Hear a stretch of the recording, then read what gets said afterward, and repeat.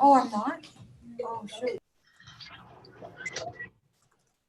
All right, and we are live. So thanks for joining everybody and welcome to today's Exploring by the Seat of Your Pants Hangout. My name is Sarah Bravado and I'm going to be your host for today. For those of you guys who might be joining us for the first time, Exploring by the Seat of Your Pants is all about bringing science, adventure, and conservation to classrooms across North America and the world. So we just wrapped up one of our biggest months ever, October, with over 68 live events. So to kick off the first week of November, we have over 250 students joining us today from across Canada and the United States to hear Sarah's talk about ocean plastics. So before I introduce our guests today, let's go around and say hello to some of the classrooms that are joining us. So today we have classes from grade 5 through 9 joining us. So let's head and say hello to Miss Ellis's classroom. They're joining us from Petrolia in Canada, and they have 5 and 6s joining us. So Miss Ellis's classroom, I see some waves. I'm just trying to spotlight your video here. Hi guys.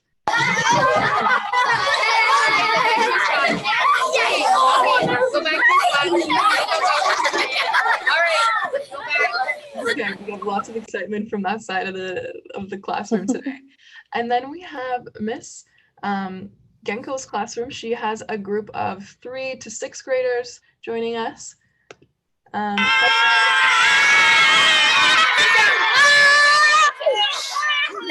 right, from now on we're staying on our seats and I'll lift the. Thank you, Clary. Hi guys.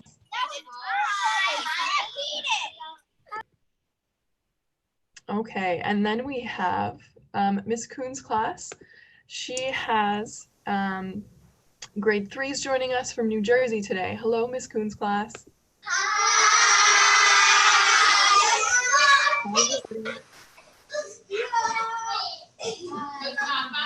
Lots of energy from there. And then we have a group of grade 5 joining us today.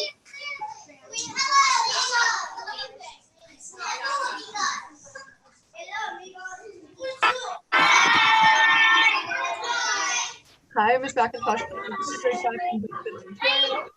All right, have a seat now. Back down. Enough. Have a seat. Thank you. And then our oldest class is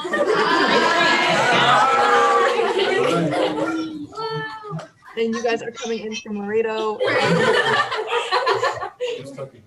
All right. Well, now that how today is going to go is that we're going to have Sarah give her talk, and then at the end of the class or at the end of the session, we're going to have time for questions.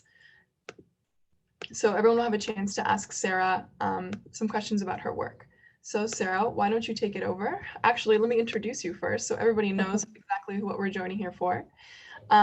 So joining us today is Dr. Sarah-Jeanne Royer, and she is an oceanographer and currently doing a postdoctorate on plastic and microfiber breakdown in the ocean at Scripps Institute of Oceanography at UCSD with Dr. Dimitri Deheyn. She has been highly involved with the organization named Sustainable Coastlines Hawaii, which is the biggest organization of beach cleanups in Hawaii. And for 5 years, she served as a science advisor and started using data collection from volunteers for citizen science projects. And Sarah is now the science advisor for, can you guys hear me at all? Oh, okay, hold on a second.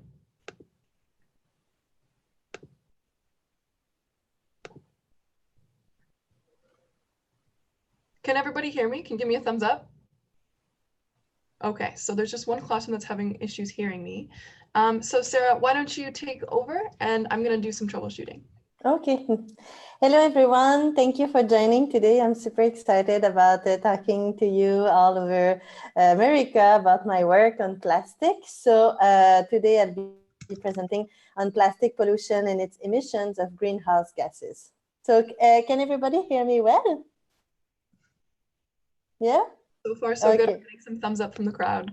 Wonderful. Okay, so let's start. So here you have a Life magazine, the cover from 1955, and plastic has been basically in our life since the 50s. And at that time, single-use plastic, so plastic that you will throw away after a few minutes, was very trendy. And the reason why people, consumers, will enjoy single-use plastic, it's basically because housewives, so women at home, they will basically buy the single-use plastic, they will have people over, then they will have only to throw it away. So they will gain time for shopping instead of washing the dishes. So that was part of the article in 1955, which is quite shocking for us nowadays.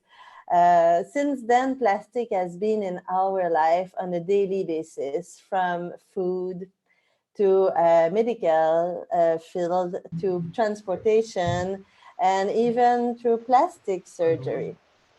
And you can see here that even our clothes are made out of plastic. So here, if you look at 100% polyester, if you think polyester is basically the equivalent to a plastic bottle. So it's the same composition, it's just being used differently morphologically. So when you might be doing yoga and you feel very zen about it, you might only be covered in plastic, because most of our clothes, at least the technical clothes we are using, they are made out of polyester, lycra, spandex. So all these synthetic materials, they are basically plastic. So when you think in terms of the beaches that we see in Hawaii, this is the idea of a beach in Hawaii, that you have a very pristine and beautiful beach. But I want to show you also the other side of the medal, which is also Hawaii. So this is a beach in Hawaii, so Big Island. It's the southeast point of Big Island. It's called Camilo Point, and it's a very polluted beaches. So if you can notice on this picture, most of the debris that we see, they are not natural. They are all man-made, and they are all plastic, which is kind of sad. If we look at numbers now, so this is the primary production of plastic in blue. So since the 50s, we have 8,300 million metric tons of plastic that's been produced. And then I'm going to break it down into percentage. So we have about maybe 30% of the plastic that is currently in stock, so that we are using, with a very small amount that is recycled. Then we have the red arrows, which is 8 million metric tons. So about 10% of it is being incinerated. But then I want to attract your attention towards the yellow arrow, which is the discarded plastic. And this is the problem. It's about 60% of all the plastic that's been produced to date is currently in the environment. So discarded in the ocean, along the coastline, or in landfills, which is a huge amount of plastic. And it's not getting any better. If we think in terms of future, we see that if we continue consuming the same type of plastic and producing, we'll have an increase in the amount of discarded plastic in the environment. At least until 2050, we'll have more than the triple of whatever we've had so far in the environment. So we really need to do something about this. And now I'm going to talk to you a little bit more about my research. So when I was at the University of Hawaii, we studied the production of greenhouse gases from plastic in the environment. And basically, what happened is my colleagues, Sarah Ferron and Samuel Wilson, they were looking at the biological production of methane in the ocean. So how much the biology is producing methane. And they noticed at that time that the concentrations, they were so high in methane. They could not understand. So they went back to the experimental protocol, and they realized that most of the methane produced was coming from the plastic bottles in which they were incubating the seawater. So basically the idea is that 90% of the methane that was being produced was not coming from the biology itself, but was coming from the plastic bottles. So plastic would emit methane, and methane is a greenhouse gas. Then, of course, we changed for glass instead of using plastic for the experiment, but I continued with the project. And here I want to attract your attention. So climate change, greenhouse gases. So methane makes up 20% of all the greenhouse gases. So when we talk about greenhouse gases, we talk also about CO2 that you all know. But the important part here is that methane is 21 times more potent than CO2. So it's a more powerful gas than CO2. So a lesser amount of methane has more impact than CO2. So then what we did, we basically looked at different types of plastic that is producing methane. And what we noticed is that LDPE, so low density polyethylene, was the type of plastic that will be producing the most greenhouse gases, like methane, ethylene, CO2. And LDPE, if you look at the images here, you can notice that it's basically a shampoo bottle, for example, plastic bags. It is the wrappers to contain your food, like fruits and vegetables.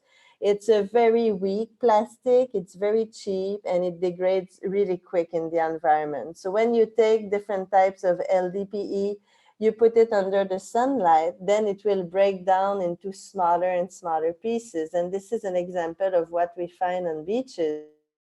This is small pieces of plastic called microplastic. So you can imagine you have all these colorful bits of plastic in the environment. And of course, the animals, the wildlife will be very attracted to it. It looks like colorful, it looks like a prey, it moves with the current in the ocean. So you can imagine then the reason why wildlife will be eating it. But on top of that, it's also producing the greenhouse gas. And here I'm giving you an example. If we take a plastic bottle, so when we have the new plastic bottles, that is, let's say 5 grams, and then you look at it after a month under the sunlight, so the plastic bottle will start having cracks and fractures in it. Even though it's one single piece, the surface area will become greater, and then eventually it will start breaking down into smaller and smaller pieces. And this is where the problem arises. It's basically for the same weight of plastic that you have, when it breaks down, the surface area increases, and hence you have more and more of these gases produced for the same amount of plastic. So basically, as plastic degrades in the environment, it's producing more and more greenhouse gases, which is not a very good news.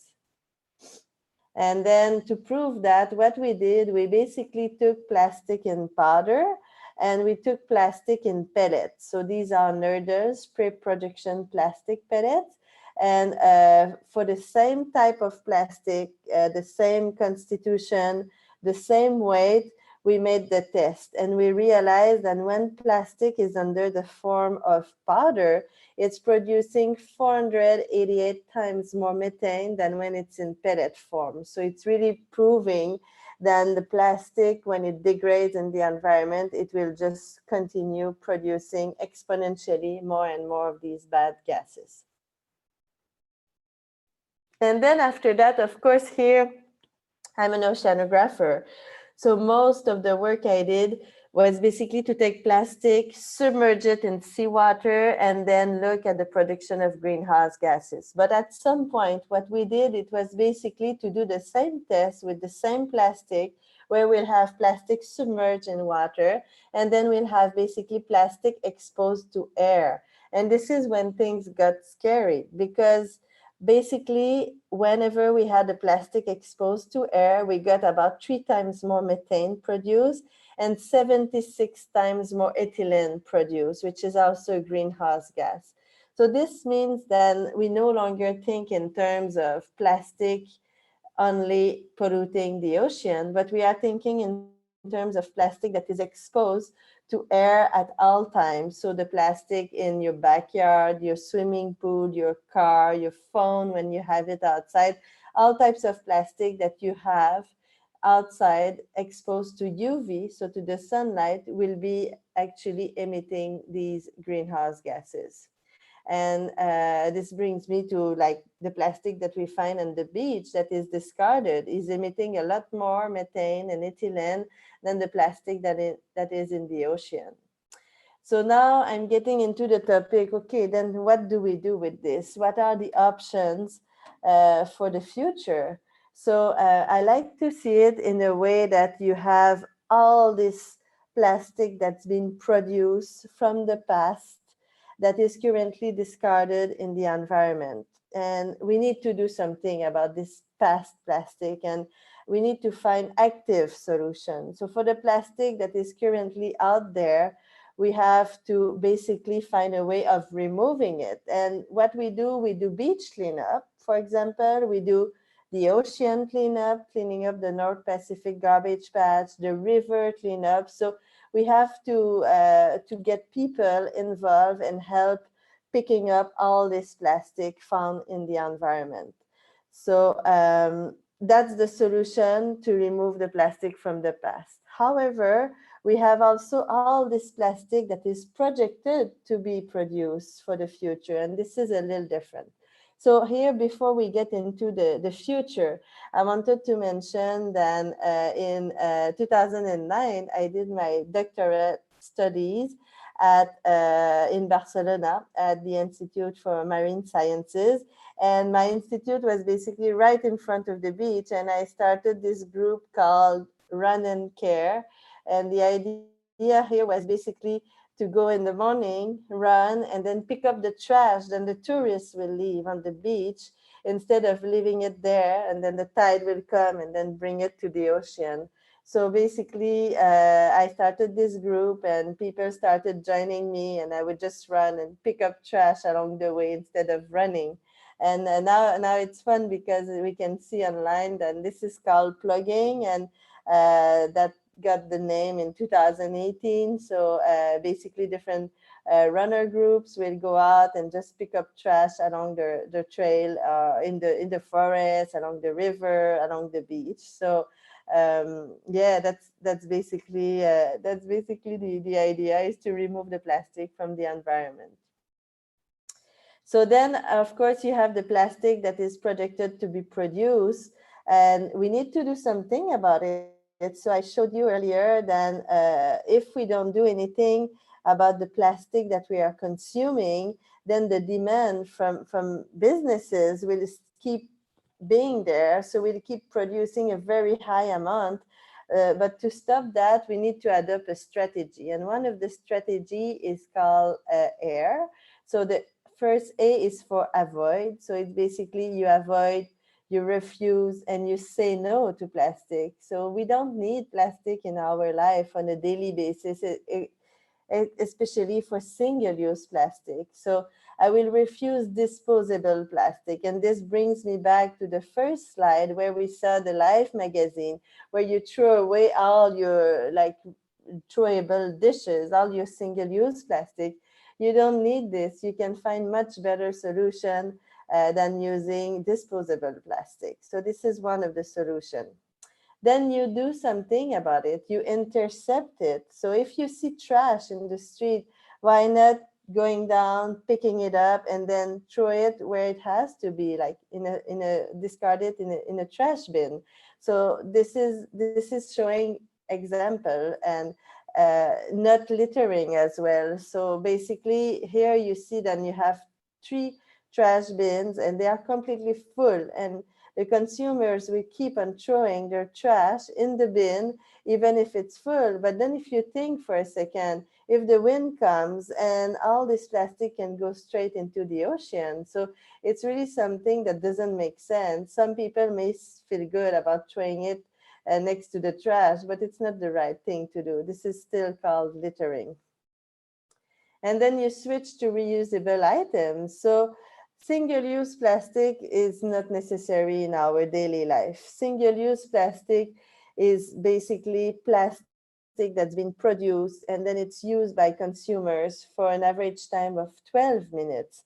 And this is not necessary because after that, these 12 minutes, you throw it away. And this plastic is meant to last forever in the environment for hundreds of years if you discard it. And hence you use it for 12 minutes. So it really doesn't make sense to use single-use plastic. And on top of that, nowadays we find so many beautiful items made out of bamboos, of organic material, natural material for the bags. You have all these beautiful hydro flask bottles. You have nice straws, either in bamboo or in stainless or harder plastic that you can reuse and wash. So, and it's just an habit. So I don't know if you guys have water bottle, but I mean, you can have one water bottle at school, you can have one at home. And in the morning when you leave your house, it's so easy. You just put your bottle in your purse, like you put your wallet and your keys, and you can put also your bamboo sporks and forks and spoons. So these are things that we should be thinking on a daily basis before we leave home to make sure we don't use these single-use plastic. And single-use plastic is about 40% of all the production of plastic. So it could be really easy to avoid. Then you share what you learn. So this is still the I for Intercept. So you share what you learn and you lead by example. So tonight, if you go back home, you can talk to your parents and tell them what you learned about plastic pollution and how you can make things better for the future. So this is important to share your experience. And then, of course, you can get involved in the government. So the government is a very powerful tool because you can imagine that right now we are doing education, we bring awareness, we are sharing what we know about the issue. But if we have the government saying, okay, we can no longer use single-use plastic or plastic bags or plastic straws, then it will be much faster to stop this production of single-use plastic than going one by one and educating people. So government is a very powerful tool. Sometimes it takes a long time to have the law, but still it's the only way of changing eventually and forbidding people, like you don't drink and drive, for example, you don't smoke in restaurants anymore in most of the places. So this is a law in itself, so you can get fined if you don't follow the law. So these are eventually the most efficient solutions. And then you have also the R for air again. So it's redesign. So basically you use your imagination. So once you have the plastic, you remove it from the environment. What to do with the plastic? Why not reusing it? It's been there already. It's already on the market. It's discarded in the environment. So what to do with it? So you can make pieces of art. This is Shannon, a friend of mine. She's basically using microplastic and she makes all these beautiful frames, and it's always related to nature. So it brings awareness and it looks amazing. So this is one thing you can do. Then after that, you have other brands like Adidas. They use fishing net discarded in the environment to make shoes. And then you have Method using plastic to make bottles. You have Bureo using fishing net for making skateboards. So you have all these original companies that are reusing the plastic to make other items. So to give a second life to it. And here it brings me to Parley Maldives. This is a project that Parley has. It's basically, they go out there in the Maldives, and in the Maldives, you have an incredible high amounts of plastic bottles in the environment. Plastic bottles are everywhere. You have mountains of them. And what they do, they collect the plastic bottles, they make stash of them, then they ship it, and then eventually what they do is they are making running shoes, Adidas. So I mean, nowadays it's hard to find running shoes that are not made out of plastic. There are some brands like Allbirds, for example, that will be natural shoes. But still, the shoes, if you want them to last a very long time, plastic is still the basis for the material that has to be used. But maybe for the future, it will change. But Parley and Adidas, they got this amazing idea of reusing all the plastic bottles discarded in the environment to make running shoes. And these are examples of them. In 2017, there were 1 million pairs, and in 2018, 5 million pairs. So the number just increases, and it brings awareness to the people. And then finally, we have the clothing industry. So if you remember at the beginning, I was telling you that while you be doing yoga, you might be covered in plastic, because most of our clothes, at least technical clothing, are made out of plastic. So polyester, spandex, nylon, lycra. And all these are synthetic materials, of course. So if they end up somehow in the environment through microfibers, through washing your clothes, or just being discarded not properly in the environment, I mean, this is a source of pollution. So I'm showing you an example here of the company called Lenzing. It's an Austrian company, and they are basically using wood to create a pulp and make a fiber for textile and non-woven. So everything is completely natural. And then it goes back to the cycle of life, basically, because if these microfibers or pieces of textile ends up in the environment, it will be used as a source of nutrients for organisms in the environment. So it basically degrades and it doesn't harm the environment. So these are, again, solutions for the future. We have to be proactive. We have to find better ways of using materials that nature can cope with, that is not plastic. And this is one of the examples for the future. So I hope this is inspiring for you, and I hope that you can think a little bit about what to do next, what should we do instead of using plastic, and thinking about different ideas, stopping single-use plastic from your daily life, and just in general, bring awareness to people around you.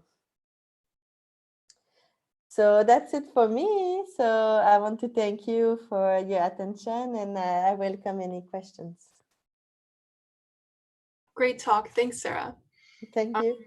Yeah, amazing. So we have 7 people joining us on YouTube Live right now, on top of the 6 classrooms we have. So why don't we go and I'll take a question from each classroom, and then we'll head to YouTube and take a question from there. Okay. So let's start with Miss Ellis's grade 5s and 6s. If you guys want to head to the front, you now have the floor. Does certain kinds of plastics harm certain animals more than others? This is a very good question. So yes, there are types of plastic that will harm more animals. So when you think about animals in nature, in the ocean, for example, a big threat for them is the fishing nets and all the ropes that you find in the ocean, because they can very easily entangle the animals, and the entanglement will bring the animal to death, because the air cannot go through anymore. So these type of plastics, they are not great. So the fishing industry is responsible for some of all these deaths, unfortunately. And then you have also all the microplastic that I showed earlier, these tiny pieces of plastic. They can be very easily ingested by the wildlife, because they think it's a prey. And as plastic degrades, the plastic is becoming smaller and smaller and available for more species in the food web. So microplastic is something that we should also be careful. Okay, let's head to Miss Genko's classroom. If you guys want to ask a question, you have the floor. Hi, you're all set. What happens if we eat animals that have eaten plastic? Yes, this is a good question. So you can imagine then, okay, let's say you have plastic in the ocean, then you have basically smaller organisms that will be eating it, and copepods, and then you may have the fish eating the copepods that ate plastic, and eventually will be eating that fish that is swimming in the ocean. And it may have some impact on human health. However, it's hard to tell right now if the effect of plastic on human health has a negative impact or not. And this is something that is currently ongoing because eventually consumers, they are the one making the decision if they still want to be using plastic or not. And if you want to really have their attention and have compassion, it's not all of them like us that loves animals and wants to protect the animals. So we are investing as scientists more and more funding, and we are hoping that we have more funding agencies helping us funding research for human health. But now we are quite not sure about what's the effect of plastic on human health, but it's synthetic material. It's surely not as good as natural material. So we should be careful about it until we know a little bit more. Great questions. So let's head to Miss Kuhn's grade 3's class. If you guys want to ask a question, you now have the floor. Yes, please. Hi. Okay, step back a little bit. Step back a little bit. Hi. Hold on 1 second. Step back. Hi, guys. All right. Is there a question coming from this class? Yes. Nice Awesome. clap, Annabelle. Yes, sir. If trash keeps getting more trash on beaches, will something bad happen to the planet? Yes, so if we look at the projection for the future, there's more and more plastic that gets produced, consumed, and discarded. And all of this has a very negative impact on nature. So yes, if we keep on consuming plastic and discarding it in nature, this will not be positive for the planet for sure. And this is because of the reasons I mentioned. It's producing greenhouse gases, so connected to climate change. Also, wildlife will be ingesting more of it, and all these persistent organic pollutants, that are getting attached. So it's like a chemical cocktail that will be available for even humans or wildlife in general. So it does have a very negative impact on the planet, yes. Okay, great question. Let's head to Miss Salazar's class. If you guys want to ask a question, you have the floor to do so. Hi. Hey guys.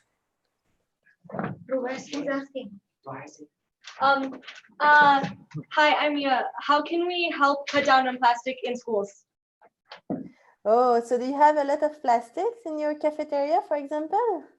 Yeah, we have like packages that have a lot of plastic in it. Yeah, that's no good. So I guess you can change that. I guess you should have a little group of people that are coming together and that are trying to start a movement where plastic will be banned from the cafeteria in itself. Because if you think in terms of consumption, if you buy the plastic that is being sold at the cafeteria, you're encouraging the movement of continuing buying plastic for the cafeteria. But if everybody stopped buying whatever is packaged in plastic, this will have an impact. Of course, the cafeteria will probably stop, hopefully, buying all these items. But I think a little meeting, a little group of green people that wants to change things, and just having maybe a small poster or a presentation showing the negative impact of plastic and how to replace it. So always giving options for the cafeteria so they can have something to go to if plastic is not available. That would be really good. And you can have a petition too to ban plastic. So I think you guys have a lot more power than you think, and I encourage you to put together all your heads and then just write a little something and just keep on fighting for things that you don't want on this planet, and keep on protecting nature. Really great words of advice. Great conversation so far. So let's head to our last class here, Miss McIntosh's classroom. you guys want to ask a question, you now have the floor to do so. Hello, my name is Sarah, and I'm wondering which countries produce the most plastic. Oh, yeah, that's a very good question. So if you think in terms of country, China produces a lot of plastic. But then if you think in terms of capita, so how many, so the amount of plastic that everyone is consuming, North America is really bad. So the US is bad, Canada is bad as well. So even though China altogether is producing more plastic and using more just because there are more people, it doesn't mean that per person they are consuming more. We as Americans do consume more plastic per capita than someone living in China. So this is something to think of. And it's not always blaming it to our neighbors, but it's also trying to lead by the example and first reducing our own consumption of plastic to have an impact on other countries as well. Amazing. Okay, let's head to the YouTube chat. We have one student joining us from Greece. Her name is Vicky, and she wants to know how we can avoid to live with so much plastic in our life.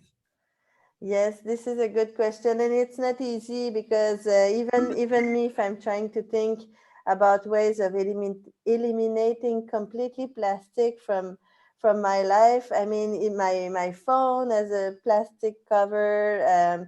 My headphones are made out of plastic. So usually I like telling consumers, and the easiest fix we can do for now, it's at least to stop using single-use plastic. And the reason for it is because it's very easy to find alternatives. Single-use plastic is useless basically because you have so many other options that are not plastic, and you don't need to throw away your pieces of plates and cups and straws after you eat. You can just clean your own stuff and reuse them. So for me, single-use plastic is the easiest fix that we can start with. And thinking that we have 40% of all the plastic produced that is single-use plastic, I think it will make a big, big difference. So plastic bottles, plastic bags, plastic straws, we can all ban this from our life. Okay, so we seem to have a little bit more time. So let's go around to each class once more, and we'll get one more question from each class. So let's head to Miss Ellis's class. We can give you guys one more question. Okay. I'm Jesse, and I want to know how much plastic is produced in the world. Oh, that's a good question. So if you remember my slides, with the blue production, we have 8,300 million metric tons that's been produced to date. So this is a lot of plastic, and this is since the 50s. But if we continue consuming at the same rate as we are doing right now, within 20 years, we'll be producing more plastic than whatever we produce in the last 70 years. So you can see to which extent this is an issue. Very good question. Okay, so let's head to Miss Genko's classroom. Actually, they had just headed out. So let's go to Miss Kuhn's class. You guys, ask.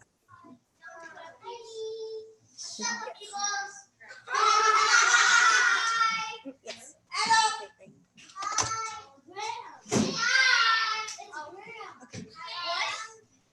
What if we eat a fish that has plastic in it? Yes, that's a good question. So I think someone else asked that question before. You know, nowadays with the current knowledge we have as scientists, we don't know yet if the plastic that is being eaten by a fish and the fish that we eat will have an impact on human health. And the reason for it, it's right now the fish will eat plastic, the plastic will go in its stomach, but we don't eat the stomach content of the fish, we eat usually the flesh. But then some chemicals might be going from the stomach itself to the membrane, through the flesh. And this is what we are currently studying at the moment. Okay, let's head to Miss McIntosh's classroom. You guys have the floor to ask another question. Hi, my name is Ali, and my question is, what's the fastest way to get rid of the plastic problem? I would say personally, the fastest way to get rid of the plastic will be to use law and policies. So if our law and policy makers, let's say in your town or even in Canada, say that we ban single-use plastic for 2020, for example, this will be the fastest move that can be done for the consumers to stop using it. Of course, between all of us, a couple of hundred people, if we stop using single-use plastic, it's really good. We give example to our neighbors, to our family, so we have an impact, but the impact cannot be as fast as the impact of the law and policymakers in telling us, okay, you will be fine if you use plastic. So of course, the laws is always more powerful because it's forbidden. So there's no other option than not doing it. Really good questions coming from this group. All right, let's head to our last class, Ms. Salazar's class. You guys have the floor to ask a question. Hi. Hello, guys. Do you think it's too late to undo all the environmental problems we've caused with plastic? Yeah, I like to believe that it's never too late. Otherwise, what will we do? We have to have a little hope for the future. So no, it's not too late. But again, we have to do something about all the plastic that is out there, and it's removing it from the environment so it stops harming nature. And then for the plastic to be produced, we need to find better ways than using and consuming plastic. So yeah, I have hope. It's not too late. So really good last question to end the talk on. Thanks for joining us, everybody. I think as like to round up this chat is the best way to really maintain hope and to maintain a change is to talk about it and to try to make the changes in your own life and kind of act as an example in the ways where you have learned about it from talks like this or watching some documentaries. I think that's the best way is just to kind of spread the change out and to take the future into the next generation's hands. So this was a really great talk. I learned a lot. I don't know about you guys, but if we all want to take a second to just thank Sarah for taking some time out of her day to talk to everybody about this really relevant cause. I'm about to unmute all of the mics. So if you guys want to give a big round of applause.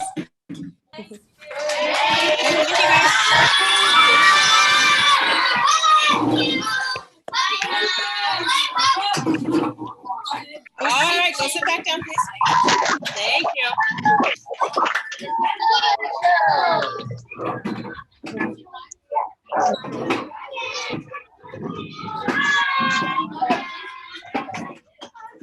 Amazing. Thank you so much, Sarah. I think the message is super important, and you had a bunch of exciting talk to about your cause. So thanks for joining us. Everyone seemed to really love it, and we had a conversation today. That's good. That's good. I'm happy. Everybody appreciated. So I'm always happy to help with that. Great. Okay. Thank you. Thank you so much. Have a good end of the day. Bye, everyone. Take care. No more plastic. And if anyone's interested, you can check out exploringbytheseatyourpants.com to look for more events like this that support sustainability and conservation and science education. And bye, Vicky from YouTube. Great question today.